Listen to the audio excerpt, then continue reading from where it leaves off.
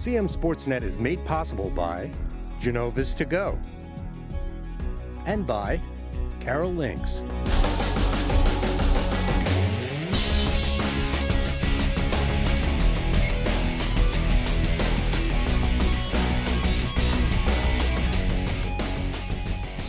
Hi there, I'm Pat Stetzer, and welcome to episode 11 of Game On, where we've got you covered on all things Carroll County High School sports. The football playoffs reach round 2, and soccer is set for state semifinals. We'll find out which county teams are still playing this week. All right, let's get to it. It's Game On. The football regional playoffs kicked off last week, and CMSportsNet covered the opening round like nobody else. We'll take a look back at who advanced to the next round and what's in store this week. We've got players to watch and coaches to hear from as we focus on football and boys soccer preparing for big playoff games. You'll also see who we tagged as the latest CMSportsNet Athlete of the Week. And we'll shine the spotlight on football as we unveil our top plays for the month of October. We're going to take a look at football results from Week 10, the first round of the regional playoffs, and we start with a Class 3A West matchup between county rivals Manchester Valley and Westminster. The county champion Owls were going after a second win this season against the Mavericks, who entered this one with 2 wins in 12 tries in the all-time series. Time to see what went down at Ruby Field last Friday. When Manchester Valley faced Westminster in Week 5, the Owls put forth their lowest scoring total of the year in a game the Mavericks were in all the way, but made too many mistakes to pull off the upset. Would their regional playoff game on November 3rd at Ruby Field be a repeat? After a 12-play drive that lasted over 7 minutes and heavily featured Isaiah Farabee, Braden Fritz caps the drive with a 24-yard field goal, making it 3-0 Man Valley with 4:45 to play. After forcing the Owls into a 3-and-out, quarterback Gene Magan runs around, eludes Jasser Donald, and finds a wide-open Fritz on the sideline on the 3rd play of the second quarter.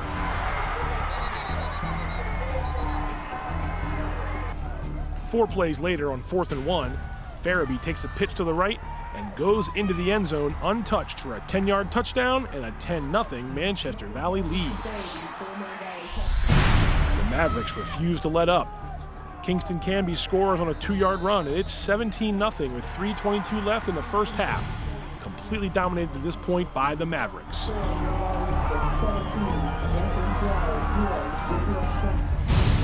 The Owls finally get something going when quarterback Kyrese Walker goes deep to Braden Troop on a bomb that covers 48 yards late in the first half.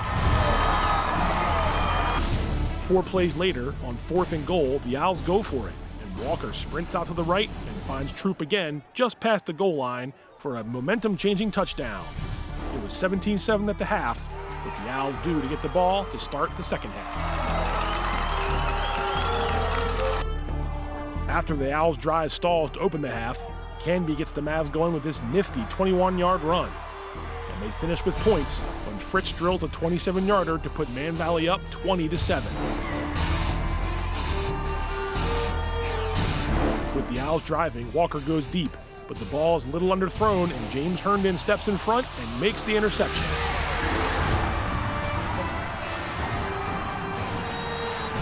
The Owls' next drive gets down to the Man Valley 30, but on 4th down, Walker tries to escape from pressure, and the Mavericks' Cameron Reed gets the strip sack for a second straight turnover. The Owls strike back, this time with a long Kyrese Walker run, setting up this catch-and-run touchdown for 24 yards to Raekwon Warfield.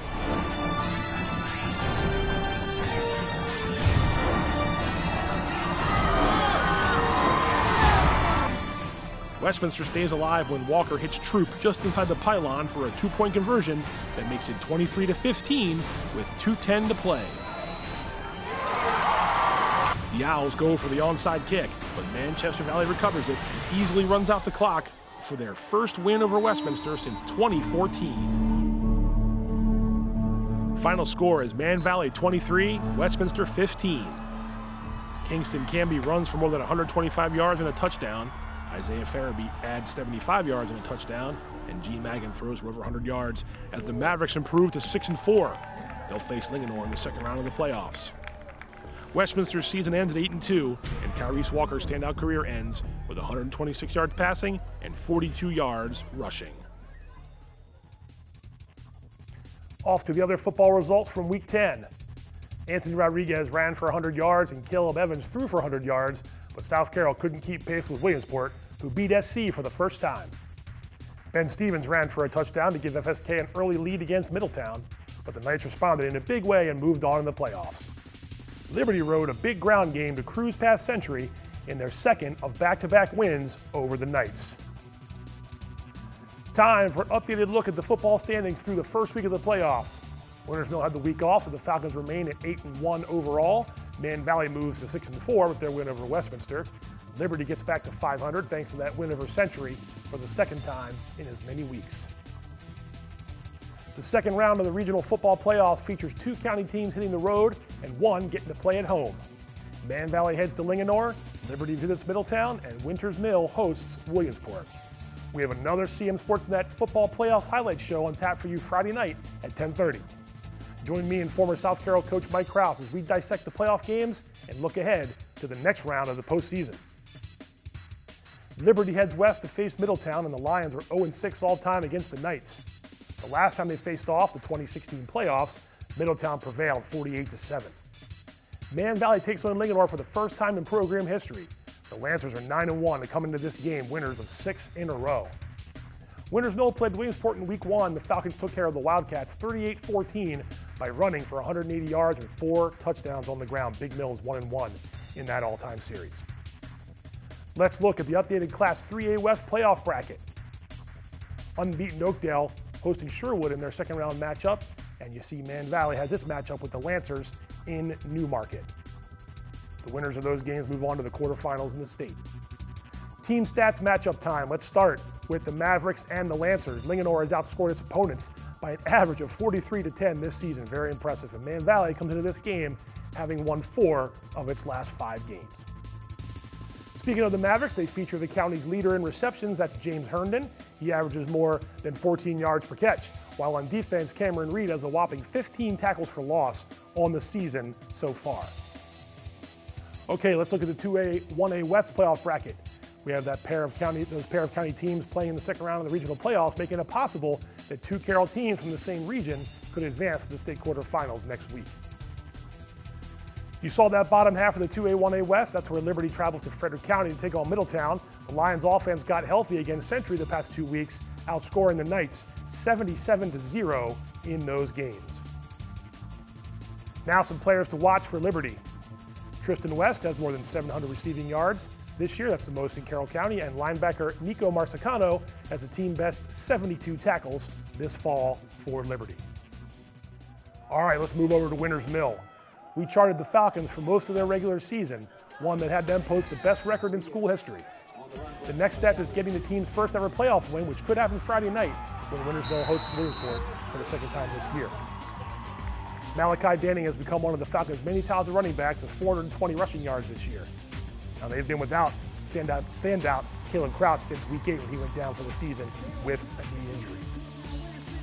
The Wildcats ended their 5-game losing streak last week by beating South Carroll in the playoffs, but their defense comes into Friday's game allowing 31.7 points per game. Winters Mill has given up 8 points or fewer 5 times this season, so their defense is sturdy. Some players to watch for Winters Mill. The Falcons have senior Camden Cook, who shines in all 3 phases for his team. You can see Cook's kicking stats are solid this year. Another player to watch is linebacker Nico Baez and his team high 59.5 tackles. Okay, time to get into the coach's corner. Let's stay with Winters Mill and hear from Falcons coach Matt Miller as his team heads into Week 11 rested and ready to go. Coach, we've reached Week 11. After a first-round playoff bye, you're set to face Williamsport this week. What's the mood like with the kids this week in practice? You had the extra week off to sort of get ready, and we talk about whether it's rest and rust. I would say it's rest. You tell me, how's it gone so far as you get ready for this playoff game? I think they're excited. I said last week I was a little unsure about how the bye week would go, but it actually turned out to be a blessing for us. We were able to get things right, get some kids healthy. But I think they're excited. They are looking forward to our game on Friday. Hopefully it's going to be another great atmosphere against a very good opponent. Yeah, we watched the Williamsport game last Friday. You know a little bit about them. You faced them earlier in the season. You know what they do well and what you need to do well to get them. What's the 1 or 2 things, first off, that impressed you the most about Williamsport? It's the same thing that impressed me when we watched them in Week 1 and when we saw them last year. They have 2 or 3 kids that can score anytime they touch the football. We can't let number 9 behind us because he will score. Number 14 is a load. He's a very good runner. He's a hard runner. We have to gang tackle him, and their quarterback's really coming along very well. He gives them another dimension in the ground game as well if the play breaks down. So I told our kids we can't let those 3 beat us. Yeah. Now, you have the advantage of having beaten them this year. How much of that is important for these guys and their mentals and their psyche, just to know that we faced this team before and we got a victory earlier in the season that kind of got you to where you are right now? I think the familiarity piece is a plus, but that was a lifetime ago. You know, we've already seen in the last week teams playing teams that they'd already previously beaten, and you can't fall into that trap. Well, it's going to be the same thing again. It's tough to beat a team twice, especially a team that you were probably close with the first time, even the score might not have indicated. So I think they're comfortable with who they're playing, but they understand it is a big challenge ahead of them. What are the couple of things in your mind that you have to do well to get a win against Williamsport this week? You got to run the ball we're not going to deviate from our plan. We're going to run the football like we have all year.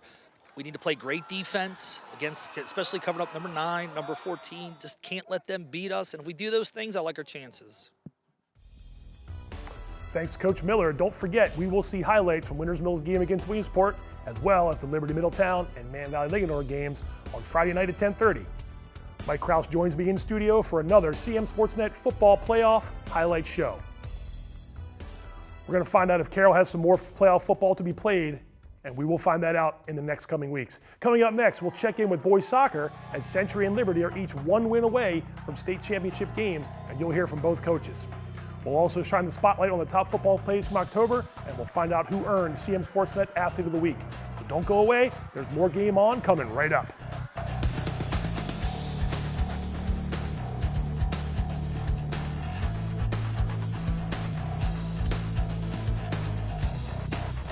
Hungry? Genova's to go. Pizza, pasta, subs, and more. Fresh hot pizza right from the oven. Genova's to go. A mouth-watering cheesesteak just off the grill. Genova's to go. Fresh baked bread and plump wings seconds from the fryer. Genova's to go. Genova's to go carry-out, delivery, mobile device, and online ordering is available at all locations. Westminster, Hampstead, Manchester, and our newest dining room in Eldersburg for lunch, dinner, or any time in between. Genova's to go.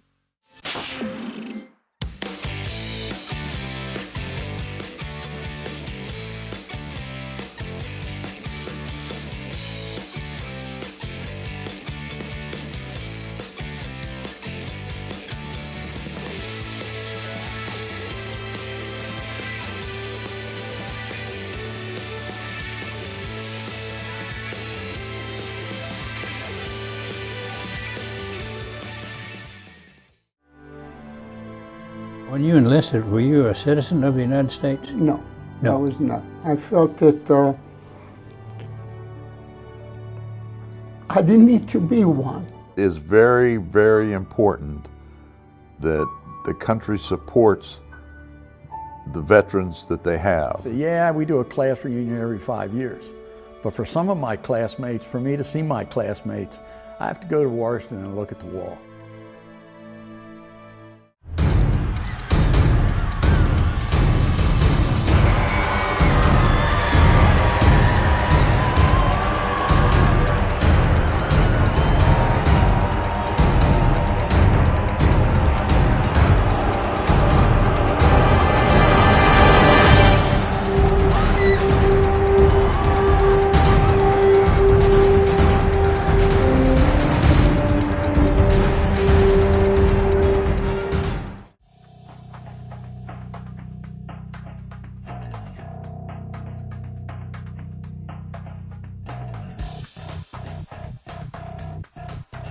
Welcome back to Game On.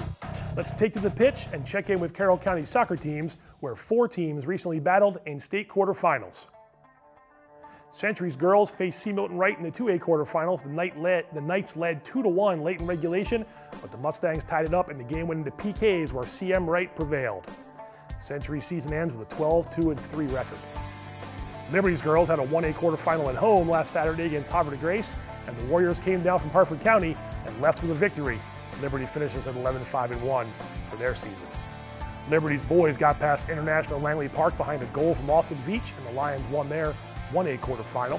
And Century's boys blanked Hereford in the 2A quarterfinal behind 2 goals from Nick McGinn, who has 5 goals in his last 2 matches. Let's take a look at the boys soccer state brackets, and we start with Class 1A. Allegheny gets Perryville in one of the semifinals, and Liberty meets Hartford Tech in the other one. The Lions are going after their first state finals trip since 2010. Over to 2A now, and you see Century getting ready for Queen Anne's and North Hartford set to face Damascus. The Knights are back in the state semifinals for the 7th time in program history. Liberty's 1A semifinal against Hartford Tech on Saturday at noon at Bel Air High School, and the Cobras are trying to make it back to the finals for the 2nd time in 3 seasons. In Class 2A, Century and top-seeded Queen Anne's face off on Saturday at noon at Glen Burnie High School. The Lions have not been to the state semifinals since 2012. That's the Queen Anne's Lions. We got another round of Coach's Corner now, and it's time to hear from both of the boys soccer coaches. Let's start with Century's Stephen Hurst, who has the Knights in the middle of a deep playoff run in his first season as their head coach. Coach, the regular season, highs and lows, but you guys have kind of righted the ship and you've gotten to the state semifinals now. When did you see things change for the Century team as a whole? Was there a moment in the season where you thought things could turn for the better? I think at the Westminster game, when we played there, we played a solid game throughout the game. No matter who we had on the field and what we were playing, we were just consistent all the way through, and that was kind of what one of our goals was to kind of play a consistent game of soccer for 80 minutes, and I think that was a good turning point for us. I know the last 2 games have been a lot of Nick McGinn in terms of scoring goals, but what struck me at the Winters Mill game, the regional final, 7 different guys scored a goal for you, and your offense is taking off. As a coach, I'm sure it makes you happy when you see it's not just one guy you have to rely on to kind of charge your offense. Right, yeah. I think that the scoring, outside of Nick, it's pretty balanced across the whole team. And, we kind of see that as, being an advantage where, you can't necessarily key on 1 or 2 players. Right. I think there, guys who stepped up and come through and, scored goals when it's really actually important time. And I think as you get higher levels, the games get tighter and tighter. So those guys that are coming through in that clutch, whether it's Nick or other players, it's going to, hopefully it's pay dividends for us. And your defense, too, has risen to the occasion when it's been asked to. How pleased are you with the defense, the way it's grown from August to now? I think that they, in the past, there's been a little mistake here or there, and it's cost us. I think now we're kind of minimizing those little mistakes are going away, and the defense, the players are playing together cohesively like a really good unit, not just the back 3, but essentially the whole team. And I think that helps them understand that hey, we can have a clean sheet, or we can hold them at a low scoring, and we can take advantage of that. And that's too important, in the playoffs. What do you know about the next opponent in terms of the state semifinal, and how your guys ready to approach an unknown opponent, somebody you're not as familiar with? Yeah, I think that we know they're pretty strong in the midfield. We know that they play a similar style game to us, a similar formation, and we know that they're hungry like all the other all 4 teams in the semifinals. So. And we know that they played a common opponent that we played last year in the playoffs, so we have some of the guys have a little bit of comparison from that. This program has a lot of high expectations every year, and it's had a recent state success. You don't have to tell that to the kids, but do you see it in their eyes? They understand that this is a different, the second season, whatever you want to call it. You mentioned the Westminster game, they sort of flipped that switch, and now here you guys are 2 wins away from a state title. It doesn't really need to be said that the motivation is there for them, right? Yeah, there's definitely a bounce in their step and a pep yesterday when they came out for practice, and I think that as each playoff game goes through, we're trying to think about just the next game and that one game at that point in time, and then when it comes through and when we're successful, then we'll start thinking about the next game. So right now we're just focused on the game on Saturday. I think that they're definitely more excited, and they're actually more focused. I think they're coming with a purpose, basically. So I think that's only a good thing, right? Thanks to Coach Hurst for his time. Over to Liberty we go now and check in with another first-year coach in Donnie Quaidar, whose team is riding an impressive winning streak heading into their state semifinals. Coach, at one point you guys were 4-4, and since then you've righted the ship. Can you think back to a couple of things that you've done in the last 8 games that have gotten you in the right direction? That's a really good question. I think the biggest thing that comes to mind is the Century win. We went into that game. It was a very tough game, and it seemed like when the boys rallied together and came ahead on 2-1 victory with that game, it seems like things changed for us, and that was a good feeling for them, good feeling for me. I could just sense it. It was just something that, as a coach, you could do everything you possibly can, but there's with kids, there's this other phenomenon that seems to happen, and when they got past that, they won that result. I could see a change. And it's gotten you to this point, but also the fact that the Carroll County is very competitive. It was a tough county this year. It usually always is. How much of the success there gets them ready for the playoffs and things of that nature when you're going into the one-and-done mentality? I think it's very successful. Everybody in the county has something to bring. Every one of those teams have really good players, and they're collectively good teams. And you have to come out every night to play hard because, as we've seen, if you look at all the scores, everybody's kind of beating everybody. It prepares us, I think, well. We have a lot of even out-of-season games, like we play some 3A schools that are really, really good, and that gives us a chance to see how good we are, and that gives us a true sense of who we are and what we have to do moving forward. Speaking of that, what do you know about the opponent this weekend, and what are you guys going to have to do to stay the course here, win another game, and get to a state championship game? I don't think that we have to change much. I have watched as much film as I have possibly could on them, whatever's available. What I do know is that if we come out and we play discipline and we play our best game, we have an opportunity. I think the team we're going to play, they have really good strategy, and I think they're going to be a tough opponent. I respect them. I think it's going to be a great game. I just hope that our guys – I'm just hoping for our guys because the one thing that I really enjoyed about this season was seeing the perseverance and the amount of care that I've seen from them. It really motivates a coach to work harder when the kids care. When they care, you want to put everything you got into it. And so I'm giving them everything I can right now. I'm exhausted, but I don't care. If it's a good result, then it'll be worth it. So, Thank you to both coaches for their time. Winners of the state semifinals advance to the state finals at Loyola Maryland's Ridley Athletic Complex, November 16th, 17th, or 18th. More details to come on that, so stay tuned. All right, let's shine the CMSportsNet spotlight on football. Another month is in the books, so we take a look back at our favorite moments from October, top plays style. Let's go ahead and take a look. It's time for CMSportsNet's top football plays for the month of October. We went through our coverage of high school football games from the past month and came up with our top 5 picks for the best of the best. But before we get to the countdown, here are a few plays that didn't make the cut but still deserve a second look. October 6th, South Carroll at Winters Mill. The Cavaliers come back from 10 points down in the final 60-plus seconds, and Cannon Hunter sends the game into overtime with a 40-yard field goal as time expires in regulation. October 20th, South Carroll at Century. The Knights are hanging with the Cavaliers, and Trey Helmick gets a screen from J.T. Ferguson before turning on the Jets for a 65-yard touchdown pass.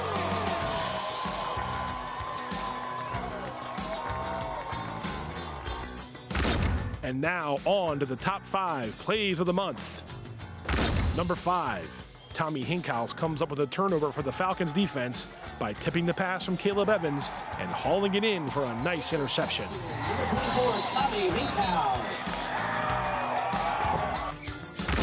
Number 4, Eagles QB Ben Stevens sends a throw down the sideline, and Braden Haven snags it to complete a 43-yard scoring play.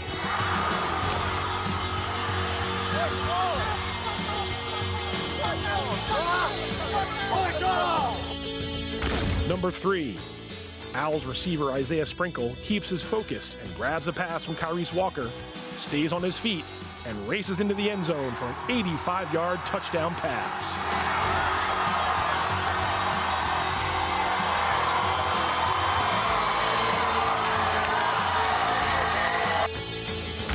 Number 2, the Mavericks and Eagles are tied late in regulation before Gene Magan finds James Herndon down the near sideline for a 45-yard touchdown pass and the game winner.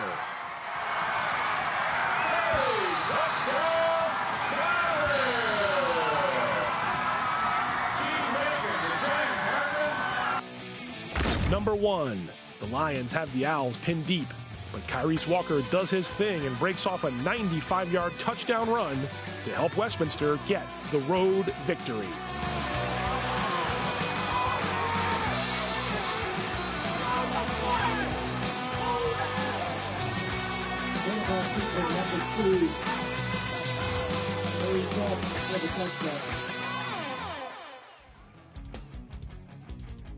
Hard to believe we're into November, but we still have some more fall playoff sports on tap. Now it's time for another CMSportsNet Athlete of the Week. We can take a look at a junior who's done a great job filling a role on his team's offense, which took center stage last week in a football playoff game. Let's find out who earned this week's recognition. This week's CMSportsNet Athlete of the Week, Kevin Poole, Liberty Football. Kevin had a good game against Century, rushed for 3 touchdowns, over 100 yards. Kevin, how much of it was the familiarity with the opponent, knowing that you just played them last week, and that helped you at all from going from week 9 to week 10 in the playoffs? No, we don't come in with thinking that we're going to win it all. Obviously, it scores 0-0 coming in. We just got to come in and play our game.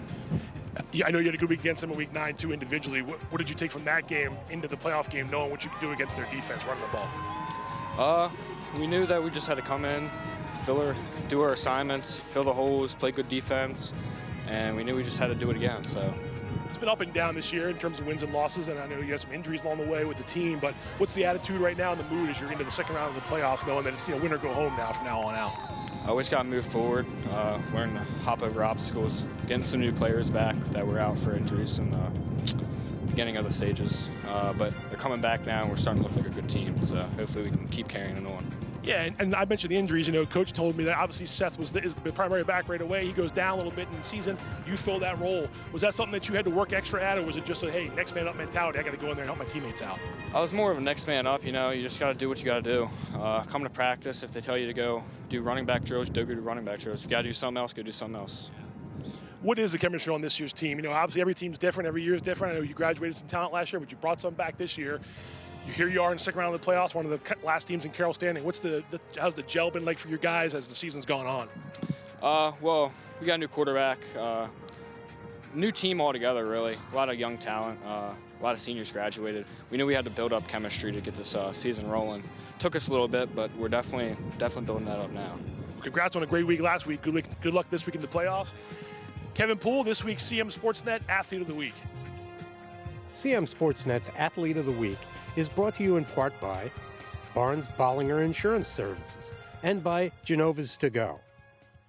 Congrats to Athlete of the Week, Kevin Poole, who's getting ready to help Liberty into its second round playoff game against Middletown on Friday night. Game On wants to give a quick shout out to McDaniel College women's soccer team. The Green Terror qualified for the upcoming Division III NCAA tournament. McDaniel plays Scranton on November 11th in Newport News, Virginia. McDaniel is in the NCAA tournament for the 5th time in the last 8 seasons. CMSportsNet will have playoff coverage so long as Carroll County fall sports teams are still in the mix. We've got you covered, so keep in touch with us the rest of the way. And that's it for this week's episode of Game On. As always, thanks for watching. A reminder to join us Friday night at 10:30 for another CMSportsNet Football Playoffs Highlights Show. Mike Krause joins me in the studio as we give you highlights from 3 second-round playoff games: Liberty at Middletown, Man Valley at Linganore, and Williamsport at Winters Mill. Be sure to catch all our high school sports content online on Facebook and YouTube, as well as our website at carrollmediacenter.org. And you can watch us on cable channel HD 1086. Thanks again, everybody, and we'll see you next time.